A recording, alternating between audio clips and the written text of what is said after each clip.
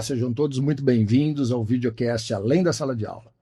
Hoje nós vamos continuar a compartilhar conhecimento. Eu tenho a honra de receber nesse episódio 2 ex-alunos que, diferente do episódio anterior, que eram alunas recém-formadas, eu tenho 2 ex-alunos que já estão na carreira, já estão com seus escritórios há mais de 6 anos. Sejam todos muito bem-vindos. Eu queria que cada um de vocês se apresentasse aqui.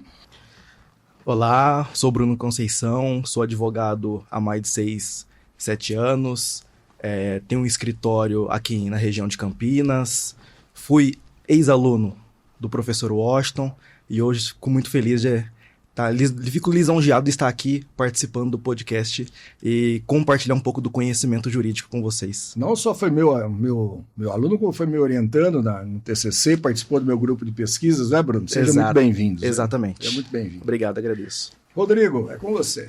Bom, meu nome é Rodrigo dos Santos, sou advogado há 6 anos, formado aí no final de 2019.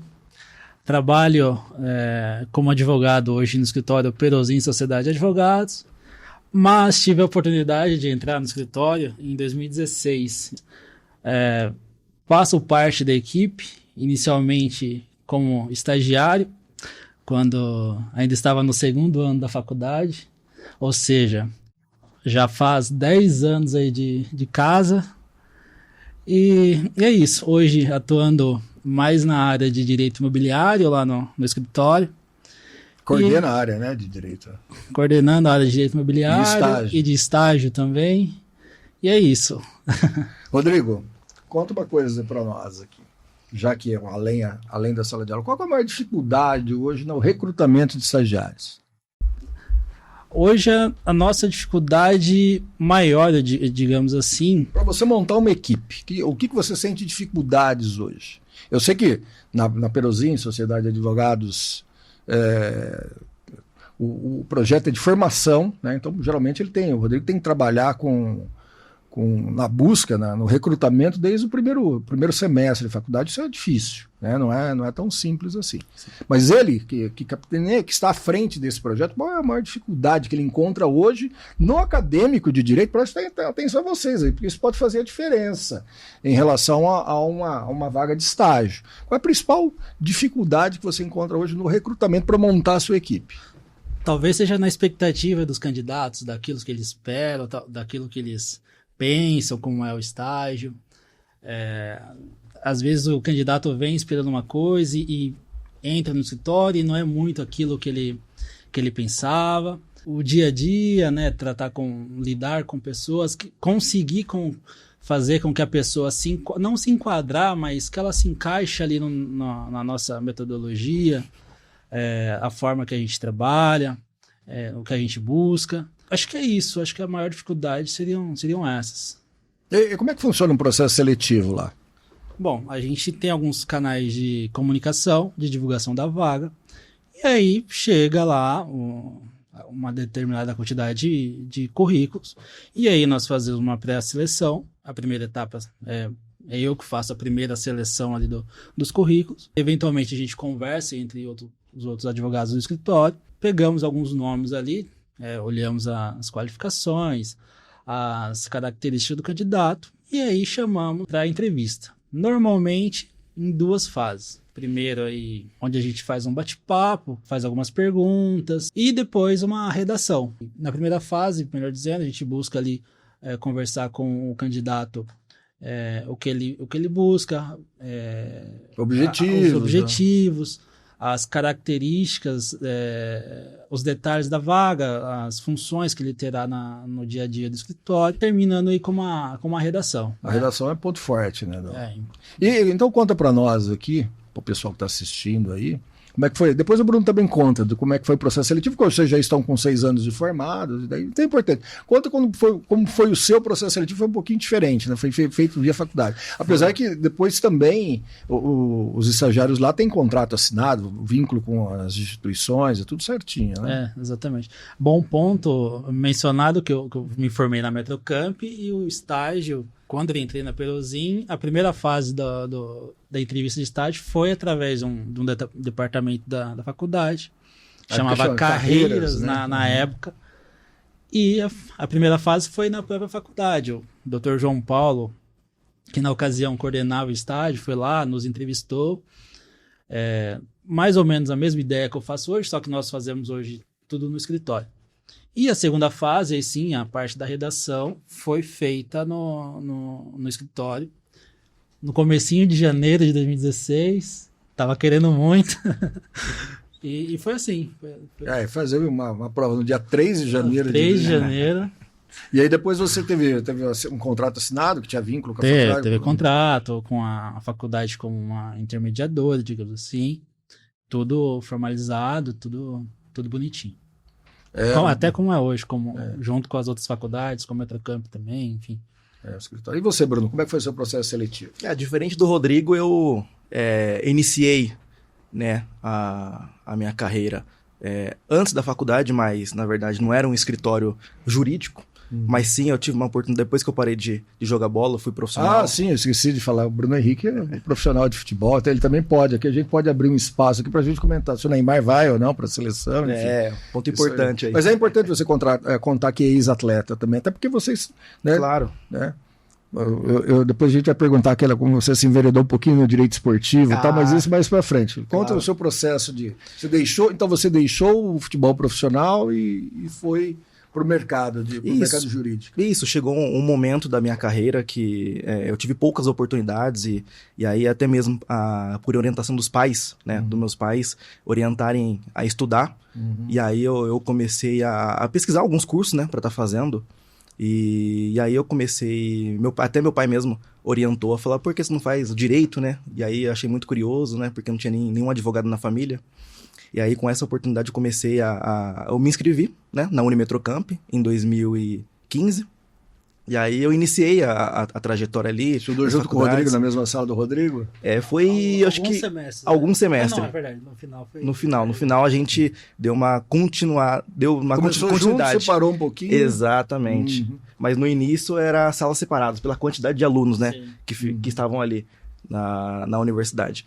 Mas depois eu tive uma oportunidade numa empresa, e aí eu comecei com atendimento ao público, call center, e aí eu fui trabalhando e estudando, né? E aí chegou um determinado momento que eu tive uma oportunidade no departamento jurídico, e aí é engraçado falar disso, porque hoje, mesmo com o escritório, hoje eu presto serviço para eles. Pode falar o nome, não tem problema da empresa que você trabalha. Hoje eu presto serviço para GoCare, planos de saúde, né? E tem outros clientes também, graças a Deus. Mas eles me deram oportunidades, me deram lá no início, em meados de 2020, 2021, deu a oportunidade para estar se enquadrando ali no departamento jurídico. Eu fui hoje, né? Eu presto serviços para ele, mas na época eu fui gerente jurídico, cheguei a galgar alguns caminhos lá dentro da empresa e, graças a Deus, hoje estou trilhando esse caminho da advocacia e olho para trás e vi que realmente era esse caminho que eu tinha que percorrer.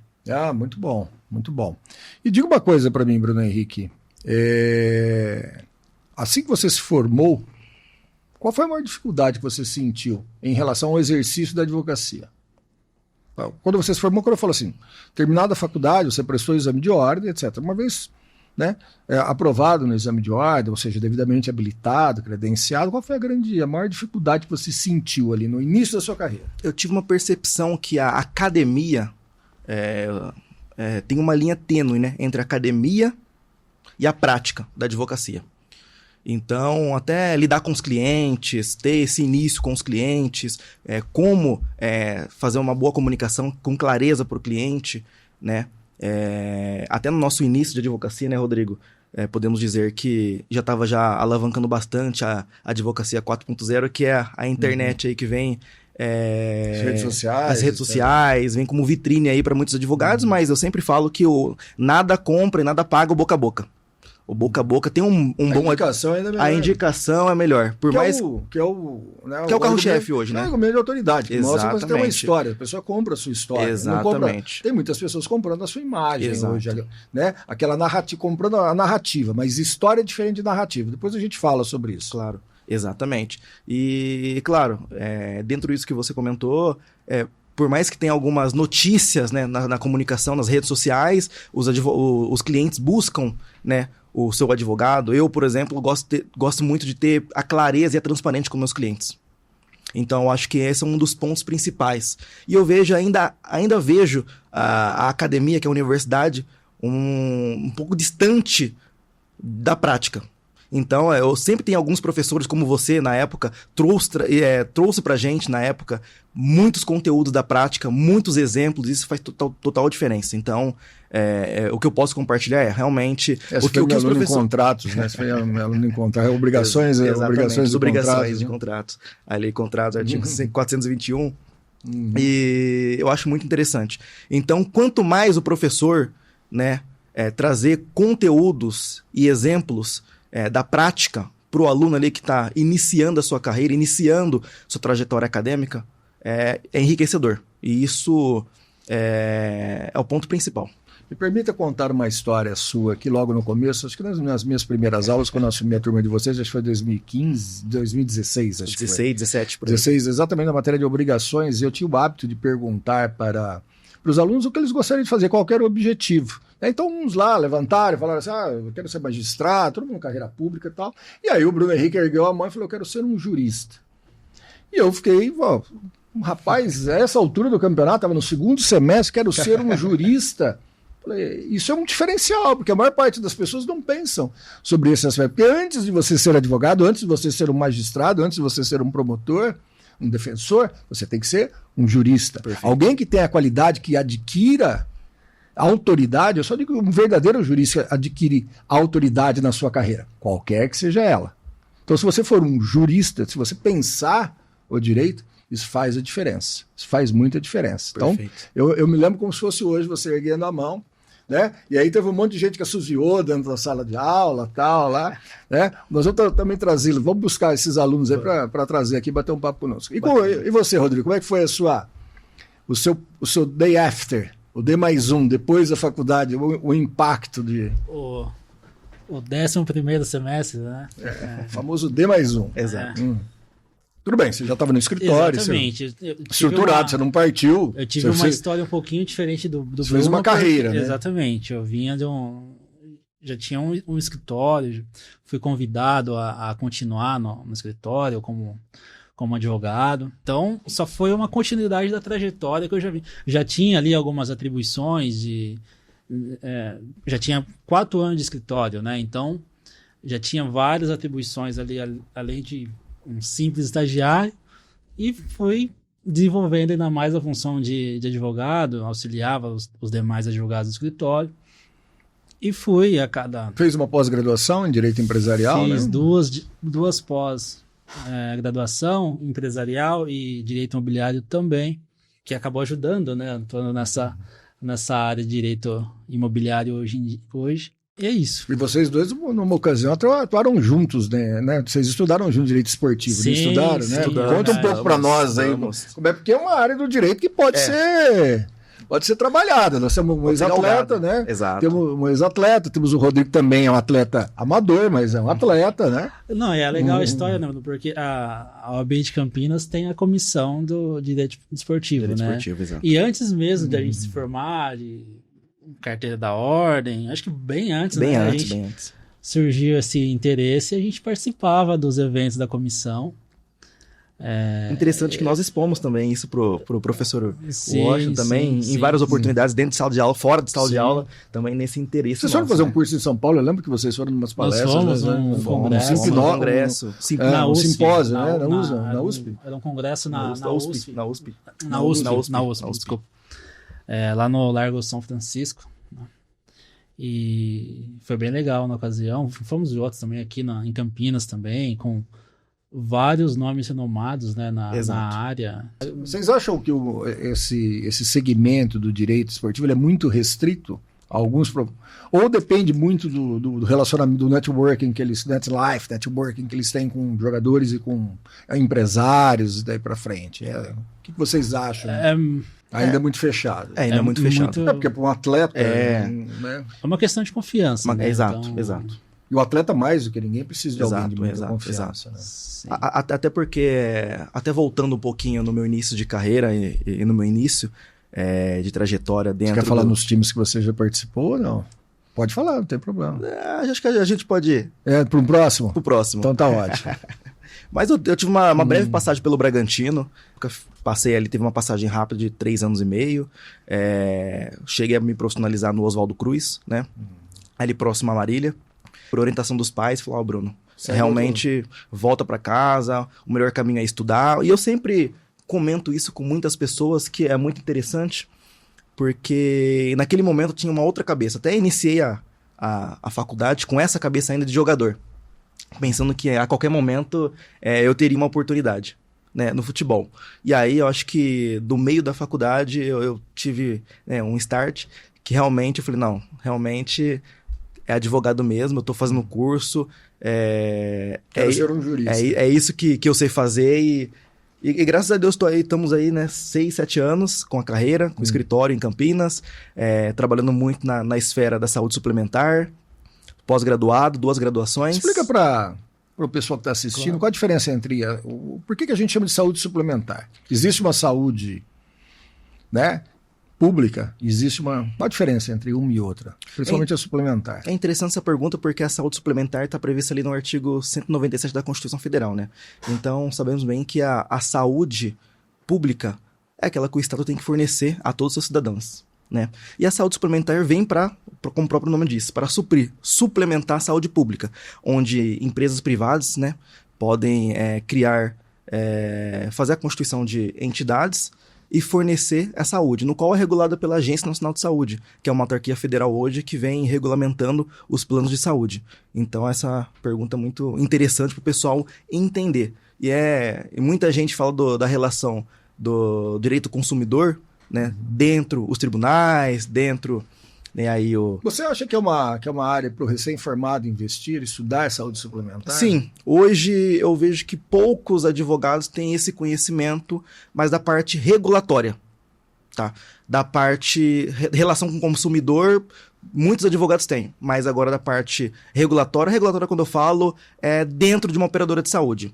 As RNs, oriundas da Lei 9656 de 98, que é ali a matriz na onde que vem regulamentação e a fomentação e a normatização dos assuntos e aquelas regulamentações diante dos beneficiários juntamente com a operadora de saúde. Então é uma área muito importante, é uma área aí que aos poucos vai ganhando aí o seu destaque na sociedade.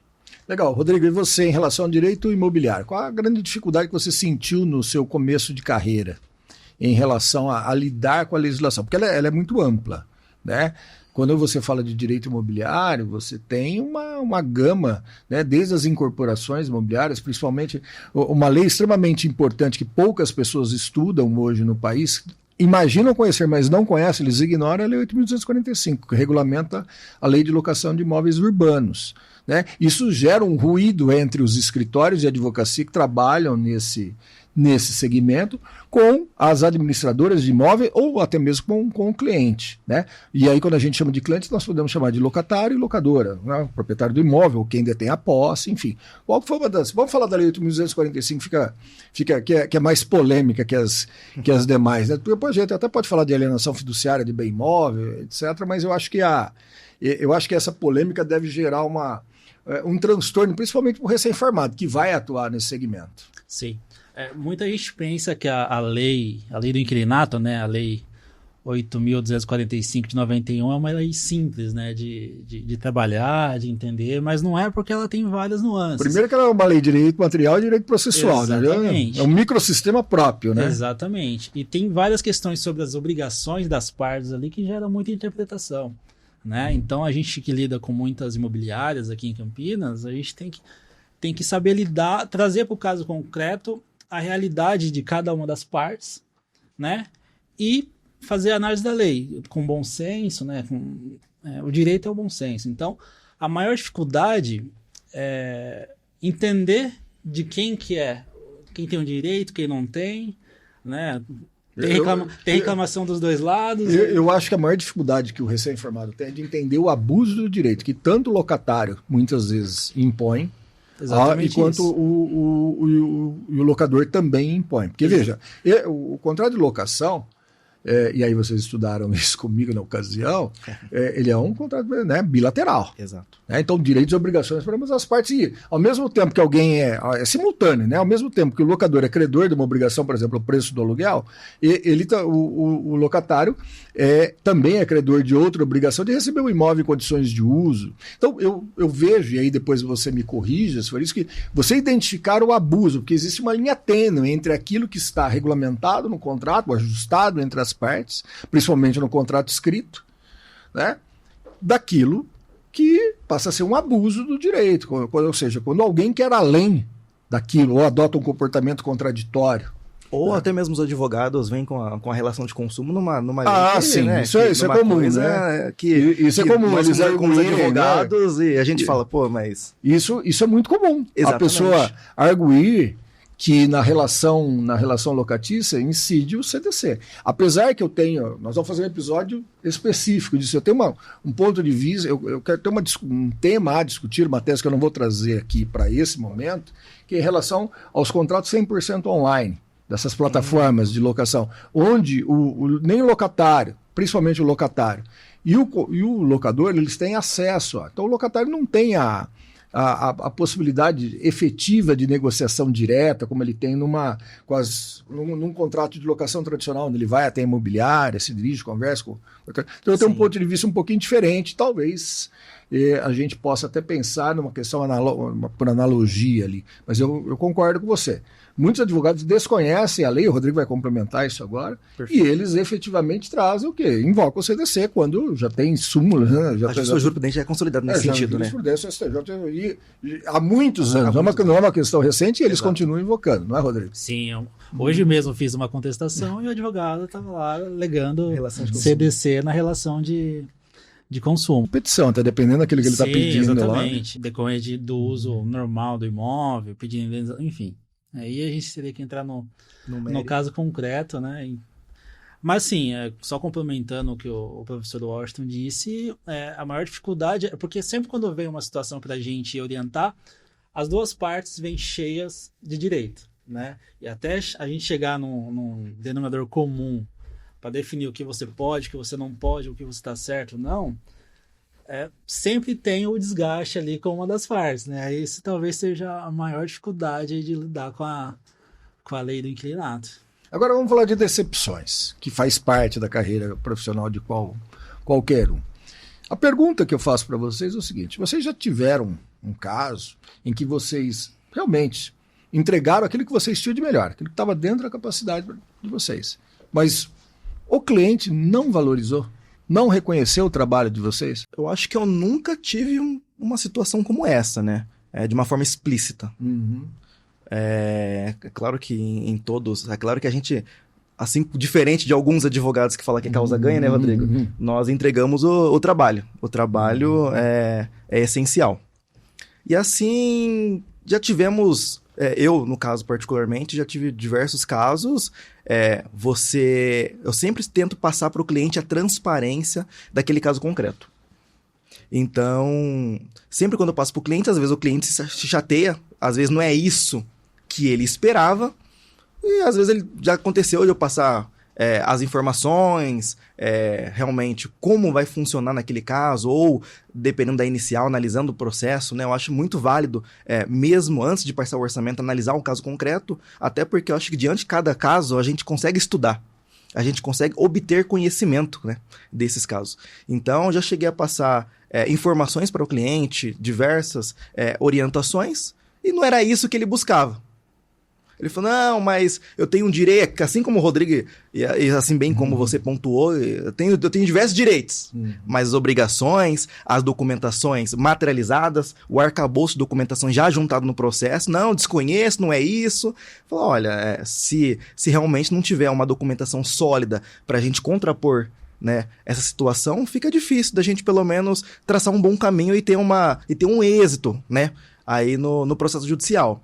E aí o cliente, acho que em 2, 3 vezes, fica chateado e fala, tudo bem. Ele cria uma expectativa. Ele cria uma expectativa, mas até mesmo pela pela transparência, ele volta e fala, olha, eu tive uma outra orientação diferente, mas eu gostei que você for transparente comigo e vou dar continuidade ao trabalho, ao serviço. Existem situações também que nem todo mundo valoriza o serviço do advogado. Nem todo mundo acha, nem toda empresa acha que é importante ter um advogado. E acho que é um custo.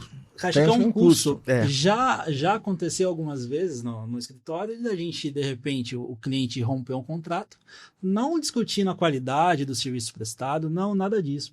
Mas simplesmente porque ele conseguiu alguém na empresa que pode fazer aquele serviço ali, que ele acha que é o suficiente, né, que vai dar conta, por uma simples desculpa de retenção de custo e, às vezes, na verdade, ele está dando um tiro no pé, né, porque uma orientação mal dada por alguém não tão especialista em determinada área pode custar muito mais dinheiro, né, do que uma orientação especializada. Às vezes, isso... frustra um pouco, a gente está dando o melhor aqui. Eu acho que esse ponto é importante, porque, não sei o Rodrigo, eu acho que ele já compartilhou alguns casos comigo, como eu compartilho com ele, mas muitos clientes já me procuraram através de orientações ou mau trabalho de outros advogados. Mas assim, por conta de clareza e a comunicação. Então, acho que esse é um ponto importante aí. Veja, às vezes o cliente, ele classifica, porque ele marca uma consulta, ele agenda uma consulta com uma expectativa. Às vezes o advogado corretamente explica, demonstra para ele que aquela expectativa não é real, né? E ele fica frustrado com isso. Então ele sai em busca de uma outra. Então é isso que a gente tem que explicar principalmente o recém-formado. Vai em busca do que ele quer ouvir. Que ele não que ele tem que falar aquilo que é real, para não criar ou aumentar, potencializar uma expectativa. Porque às vezes essa expectativa é irreal. E é isso que gera grande frustração, porque ele não tem. Então, muitas vezes, no afã de aumentar a captação de clientela, né, de aumentar aquilo que a gente vai chamar de aviamento, né, ele quer aumentar o lucro dele no escritório, não tem problema nenhum você fazer isso. Em outros episódios nós já falamos aqui, o marketing jurídico é importante, né, desde que feito dentro do código de ética, dentro do estatuto da OAB, ele tem que seguir isso aí. Mas, às vezes, ele acaba, se ele não é especialista, ele não vai falar para a pessoa que não é especialista, né? Então, ele deveria falar, olha, não entendo disso, vou te recomendar uma outra pessoa, ter um parceiro. E aí que vem a importância das parcerias, que é o que vocês estão falando. Eu entendo que na carreira de vocês, principalmente nesse momento, a parceria é muito importante com outros escritórios, com outros advogados, para que vocês possam compartilhar conhecimento e passar, né, transmitir uma informação correta. Falar, eu não sou especialista nesse assunto, mas eu tenho um colega de profissão que eu recomendo que você procure, porque ele vai poder lidar melhor. Então vocês atuam em conjunto. Isso é extremamente importante. Mas muito bem. Se você perguntar se o Palmeiras tem Mundial, eu falo que não, ainda não. Ainda não. Acho que a gente pode conversar isso no final, hein? Mas eu gostaria... Eu sou palmeirense, só para deixar claro. É um palmeirense, 2 palmeirenses e um santista, né? Estamos aí em minoria aqui. Gostaria de perguntar para você qual que foi a dificuldade na trajetória para iniciar com o escritório, bem como também dentro da sala de aula, lecionando para os alunos. Olha, vou começar pela sua segunda pergunta, em relação a lecionar. Eu venho de uma família de professores. Essas histórias já estão aí nas redes sociais, todo mundo sabe dessa história. E eu, em sendo filho de professores, eu não tinha objetivo quando entrei na faculdade de Direito, porque desde pequeno eu sabia que eu queria seguir a carreira na área jurídica, né? Eu queria fazer direito e ponto. E advogar ou seguir uma outra carreira. Mas no primeiro momento eu sempre pensei em advogar. Quando eu cheguei na faculdade, eu continuei com o meu objetivo, que era advogar. E jamais imaginei, ou não fazia parte dos meus objetivos, ser um professor. O tempo passou, me formei. E eu tinha vários professores que tinham um bom relacionamento comigo, que sempre falaram, apenas enquanto você se formar, você tem que ser meu assistente, tem que ser professor. Eu falei, imagina você ser professor, não pode ser alguma. Serei professor. Mas Passado 1 ano e meio de formatura, encontrei 2 grandes amigos, são meus 2 ex-professores, hoje são 2 grandes amigos. Você tem que dar, venha dar aula, venha ser meu assistente, etc. Você não está com escritório de advocacia, você não está advogando só. Então, assim, se você se tornar professor, você jamais deixará de estar atualizado. Obrigatoriamente, você tem que estar sempre estudando para, né, compartilhar conhecimento com seus alunos. E isso vai refletir na qualidade do seu trabalho. Isso me chamou a atenção. Eu falei, não é que tem razão mesmo, né? Se eu me tornar um professor, obrigatoriamente estudarei e, consequentemente, aplicarei isso no meu dia a dia. Em razão disso, lá se vão 28, quase 29 anos de docência, 21 nessa última instituição, na Unimetrocamp, aqui em Campinas, e passei por outras instituições, mas essa é a mais longeva na minha carreira. Só que eu era muito jovem, né? 24 anos, 25, nem 25 eu já estava dentro da sala de aula. O grande desafio foi mostrar para os alunos, e o aluno de direito, quando ele quer, ele tende a ser cruel com os professores, não é um demérito, viu? Na natureza do próprio advogado, ser crítico, combativo. Eu tinha que demonstrar para eles o quê? Que eu possuía competência e habilidade naquela área. Como eu já advogava, isso facilitou a minha vida dentro da sala de aula, porque eu tinha exemplos práticos, né? Ao contrário de muitos professores que iniciam sua carreira, teve uma vida extremamente, ou só acadêmica, principalmente nos dias de hoje, eu já tinha uma vivência prática. Então a mesma coisa, se vocês forem para a sala de aula, hoje vocês têm história para contar para os alunos. Um caso prático aonde aplicar o direito. Por exemplo, eu sou professor de direito empresarial e processo civil, né? Contratos. Então, se eu lido com contratos, né? Se eu lido com locações, se eu lido com mercado financeiro, né? Direito do mercado financeiro, se eu sou processualista e eu trabalho nessa área, fica muito fácil, direito societário. Exato. Então eu tenho o que contar para eles. Então isso facilitou muito, né? Criou uma empatia. Eu nunca tive um problema em sala de aula, justamente por isso, né? Por trabalhar com casos práticos dentro da sala de aula. Então isso foi uma coisa que permitiu com que eu fosse acolhido com mais facilidade do que geralmente é. Tá? Qual que era a outra pergunta, Bruno Henrique? Eu me esqueci. Já pareci técnico de futebol, fui falando uma e me esqueci da... A primeira pergunta foi a sua maior dificuldade para iniciar a carreira advogando, com escritório. Tá.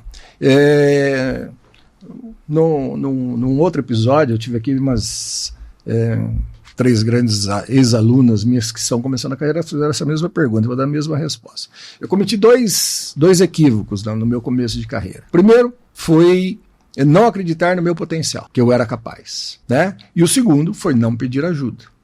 Quando eu comecei na carreira da docência, aí eu percebi que eu tinha potencial para aquilo.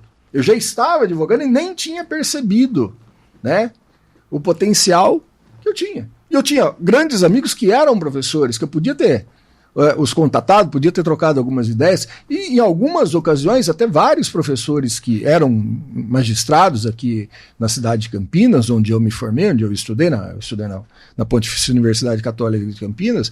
Volta e meia a gente se encontrava em audiência, eles davam algumas dicas ali, a gente pedia ali, eles sempre foram muito simpáticos, muito acolhedores, né? Eu não posso reclamar de nenhum professor, eles sempre foram muito acolhedores em relação. Então, mas se eu tivesse este discernimento desde que eu coloquei os pés para fora da faculdade, teria sido muito mais fácil para mim acreditar no meu potencial, né? Eu acho que um dos grandes problemas do recém-formado hoje, do momento que vocês vivem, é de você não acreditar no seu potencial.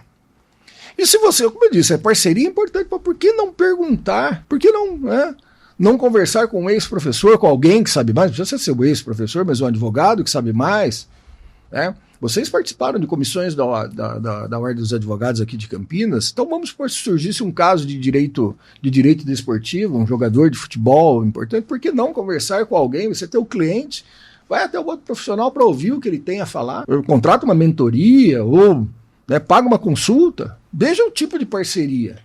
E as pessoas hoje ainda se mostram um pouco reticentes em relação a isso, principalmente os recém-formados. É que eu digo, um dos grandes problemas de sair da faculdade, porque a faculdade, a real, ela não dá para te preparar para... Não dá, ainda é muito...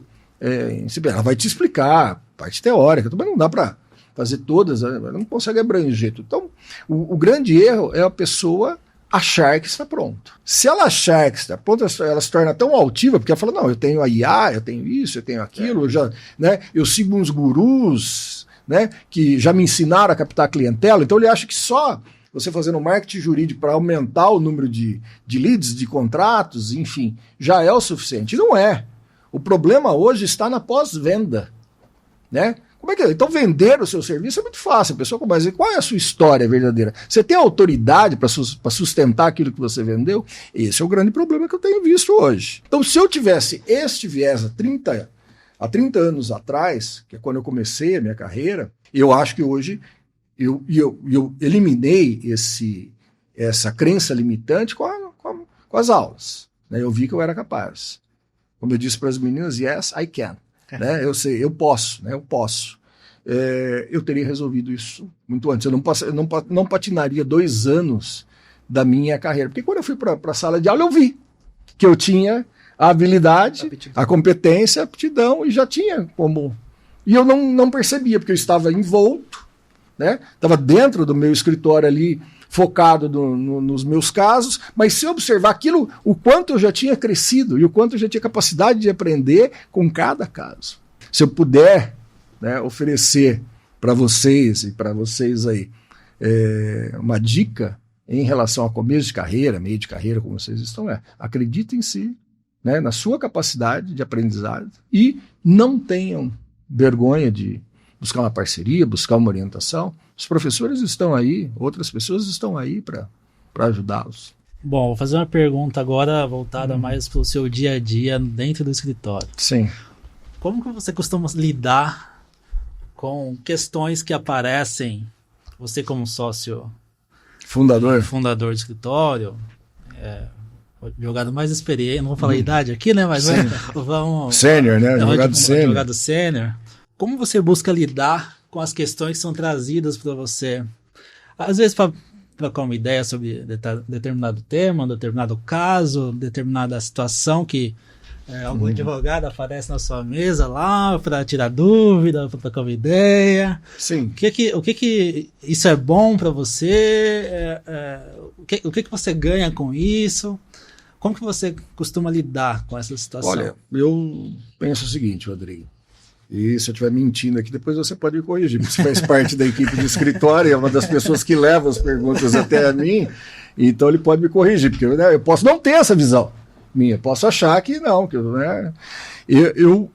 Uma das principais coisas que eu gosto no escritório, gosto da minha carreira, dentro da função que eu exerço como sócio fundador, e tendo mais tempo de estrada do que os outros, é exatamente desses casos que eles trazem para mim, para ser discutido. Você tem que fazer os briefings, sim. Você tem que discutir o caso, porque às vezes eu tenho uma visão, né? E a pessoa, mas às vezes eu não estou na operação. Então eu posso contribuir com a pessoa, eu trago uma visão de fora. Você já pensou esse caminho?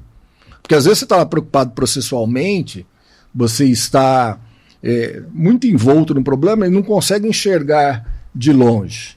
Então, uma das técnicas que nós usamos no escritório é exatamente isso.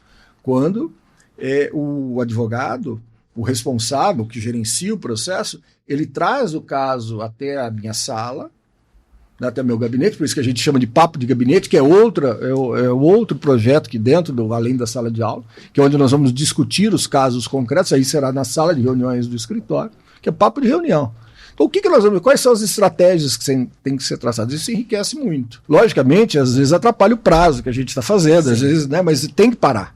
Você tem que parar. Lógico que você tem que parar, desligar aquilo que você está fazendo e olhar aquilo, porque faz parte. É extremamente importante esse tipo de discussão. Ela é enriquecedora, tanto para você quanto para quem faz parte. E às vezes essa discussão não se dá entre apenas dois profissionais, às vezes você aumenta o número de pessoas dependendo de quem está envolvido no caso, né? Então, eu creio que isso agrega as minhas competências e também eu compartilho o conhecimento dentro daquilo. E aprendo muito, porque às vezes o meu ponto de vista não está correto.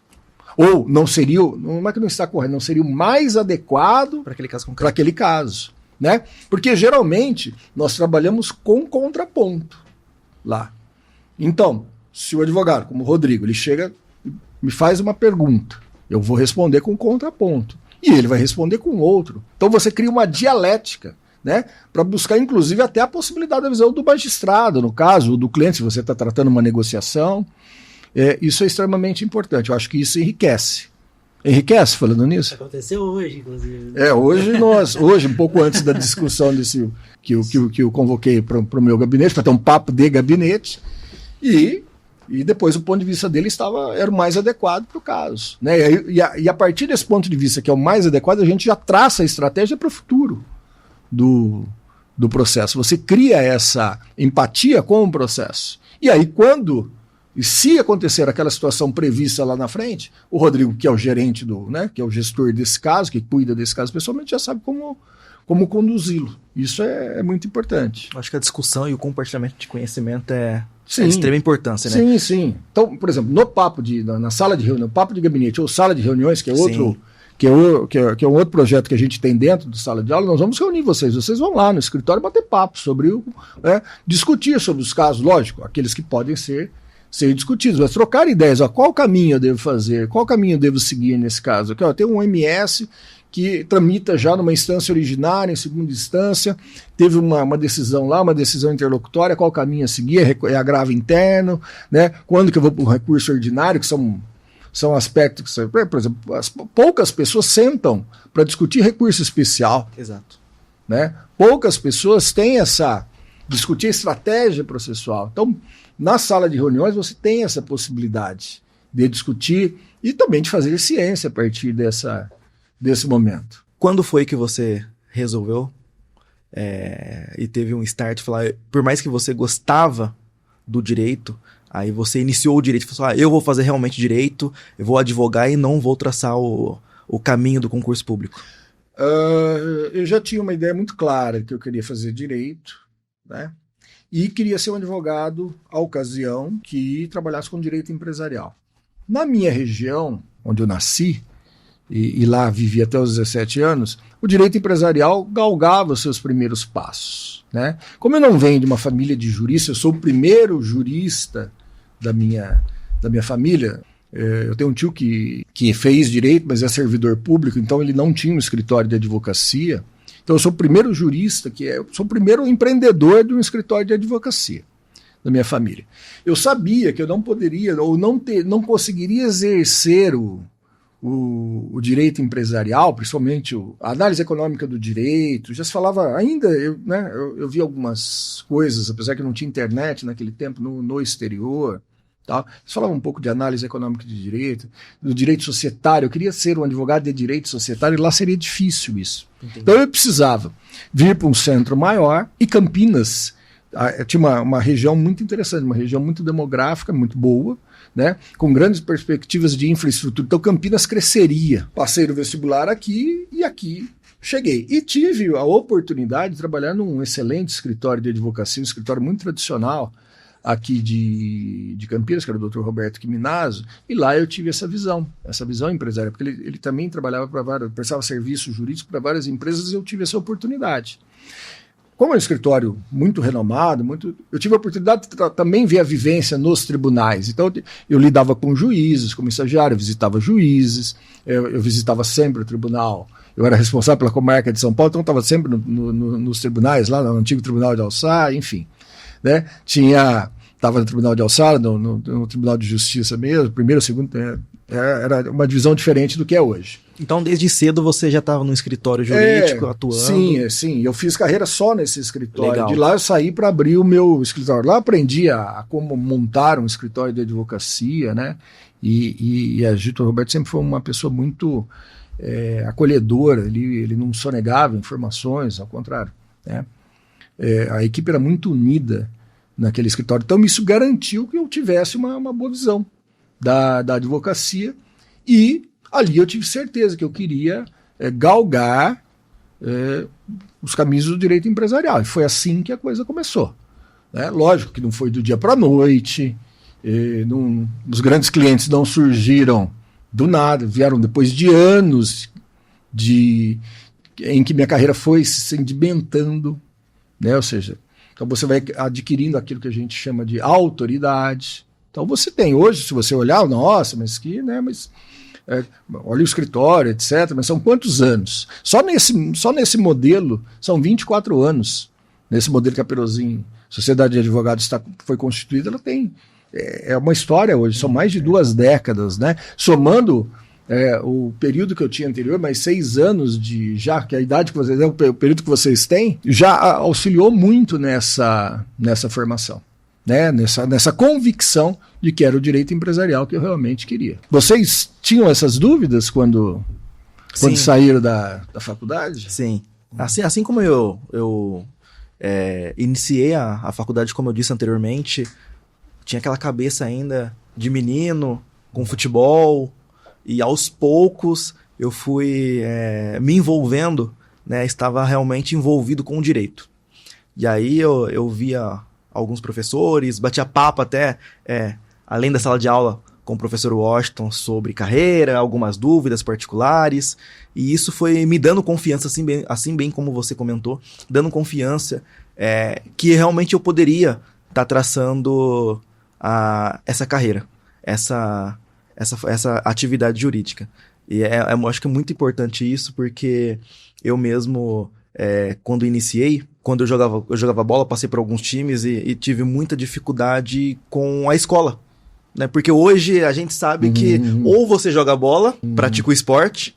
Se você quer ser profissional. Exatamente. Ou você estuda. No Brasil, infelizmente, é isso, né? Nós podemos ver em outros países, né, Rodrigo? Que é diferente, andam juntos, mas no Brasil é assim. Então eu comecei a praticar apenas o esporte. Então, dentro... da faculdade, da universidade, eu meio que uni a escola juntamente com a faculdade, a graduação, por conta dessa dificuldade. E você passando esse conhecimento, trazendo pra gente todo esse conhecimento, essas dificuldades, a gente consegue observar que nós estamos no caminho certo. Eu pergunto para vocês, agora eu sei que a rodada de perguntas é para mim, mas eu faço uma pergunta e depois a gente responde junto. Vocês acham que o cliente valoriza mais o nosso conhecimento, as nossas capacidades e habilidades ou os resultados do processo? Já que você falou em futebol, que tem os resultadistas, o que o cliente mais gosta? Ou ele prefere? Depende. Essa é uma resposta de advogado. Depende. Infelizmente, eu acho que os clientes eles são mais focados no resultado. Resultadistas, digamos assim, né? Um termo porque é o que eu falo, é a expectativa dele. Ele não entende, ele é binário, é ganhar ou perder. Exato. Às vezes ele não tem tanto direito quanto ele imagina que tenha, mas ele pode ganhar uma parte dos direitos, né? Quando a ação é julgada parcialmente procedente ou numa negociação. Exato. Né? Ainda os nossos clientes precisam aprender a técnica do ganha-ganha, onde ceder um pouco é importante, né, para evitar o litígio. Então, ainda nós precisamos...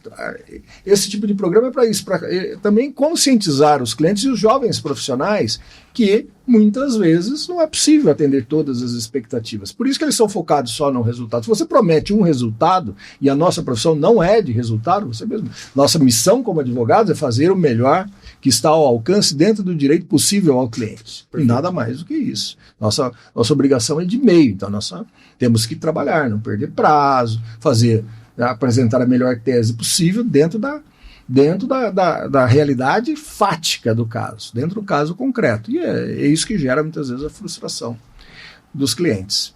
Mas muito bem, né? O nosso videocast se aproxima do final, e aí eu gostaria que vocês, né, já como advogados, com 6 anos de carreira, já mais estabelecidos, qual uma dica que vocês trariam aqui para os nossos... o advogado que acabou de sair da faculdade de aula, acabou de passou no exame de ordem e está com a carteira. Qual é a dica que você... Ou até mesmo para o aluno que ainda está lá, né? A partir do 7º, 8º semestre, o que vocês recomendariam? Qual a experiência que vocês podem transmitir para eles? Acho que mais para o aluno, né?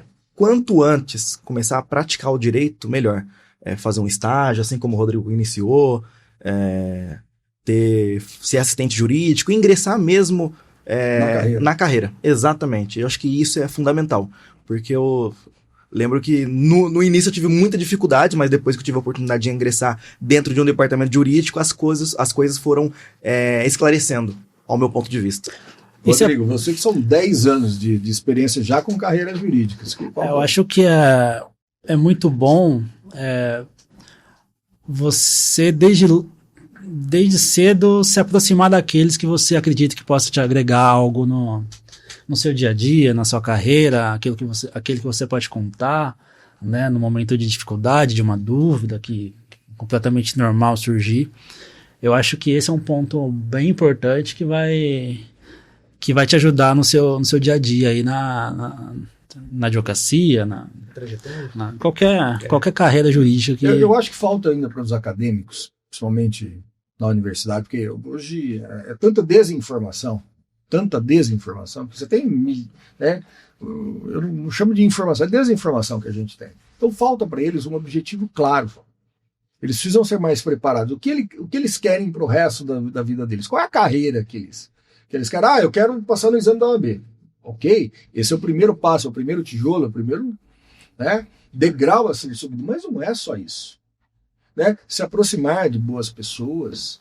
A faculdade tem que formar bons homens, boas pessoas. E a partir do momento que você tem uma boa formação, né, se você é um cidadão muito bem formado, você será um bom profissional. Perfeito. Mas isso falta ainda para o acadêmico de direito entender essa importância. Porque quando ele entender que ele precisa de um objetivo claro, aí as coisas ficam mais fáceis. Né?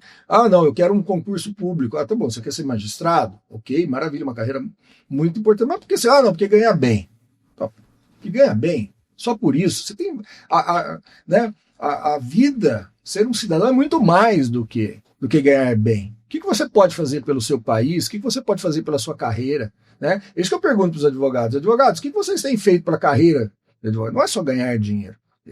Existem algumas coisas mais. Então, eu acho que falta esse tipo de orientação para os alunos. Mas, enfim, queria agradecer aqui a presença de vocês. Lembrar que nós não saímos prontos da faculdade. É um longo caminho, né? É um longo caminho que você tem que buscar além da sala de aula. Está além, muito além, no papo de gabinete, nas salas de reuniões, com os amigos, né? Conversando com boas pessoas, com os mestres que fizeram a diferença para vocês. Então eu queria agradecer aqui a presença do Bruno Henrique, do Rodrigo, que, né, cederam esse tempo precioso para nós aqui, para que a gente compartilhar conhecimento. Certo? Tudo certo. Agradeço pelo convite. Muito obrigado, professor. Eu que agradeço o convite e a oportunidade aí de falar um pouco da carreira aí. É isso, vocês são sempre bem-vindos aqui nos próximos episódios, né, para compartilhar tudo isso que vocês passaram ao longo do tempo. É isso, até a próxima.